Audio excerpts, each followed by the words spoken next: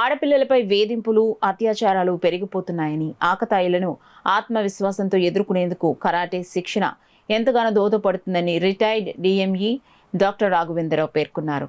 బోట్ల ఉద్యానవనంలో karate పోటీలో విజేతలకు ప్రశంసా పత్రాలు, మెడల్స్ పంపిణీ జరిగింది. ఈ సందర్భంగా ఆయన మాట్లాడుతూ, పిఠాపురంలో ఇటీవల జరిగిన ఉమ్మడి తూర్పుగోదావరి జిల్లా స్థాయి taekwondo championship sub juniors, cadet juniors పోటీల్లో బోట్ క్లబ్ ఉద్యానవనంలో శిక్షణ ఇస్తున్న మాస్టర్ దడాల సతీష్ సారథ్యంలో పెద్ద స్థాయిలో పురస్కారాలు అందుకోవడం అభినందనీయమన్నారు. చిన్నతనం నుంచి శారీరక వ్యాయామం చేయడం వల్ల దృఢంగా ఎదుగుతారన్నారు.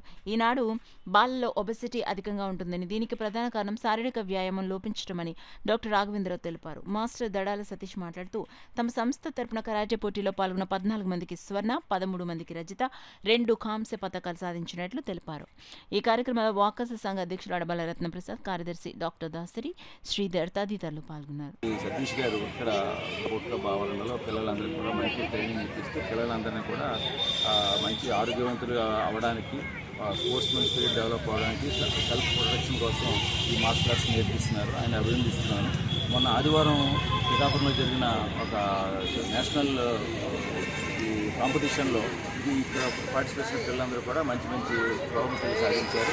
14 మంది గోల్డ్ మెడల్స్, 13 మందికి ఏమో సిల్వర్ మెడల్స్, ఒక ఇద్దరికి బ్రాంజ్ మెడల్స్ వచ్చాయి. మిగతా వాళ్ళు కొంతమంది కన్సలేషన్ ప్రైజెస్ కూడా వచ్చాయి. చిన్నపిల్లలు కూడా ఎర్లీ మార్నింగ్ వచ్చి లేచి ఇక్కడ రావడం, ఎక్సర్సైజ్ చేయడం, తర్వాత ఇవన్నీ నేర్చుకోవడం కూడా వాళ్ళ ఆరోగ్యం చాలా ఉపయోగపడుతుంది. ఈ కార్యక్రమాలకి ఇక్కడ మా బోట్ క్లబ్ అసోసియేషన్ రత్నప్రసాద్ గారు ఆయన కూడా పొద్దున్న వచ్చి అన్ని ఏర్పాట్లు చేస్తుంటారు. Boat club association secretary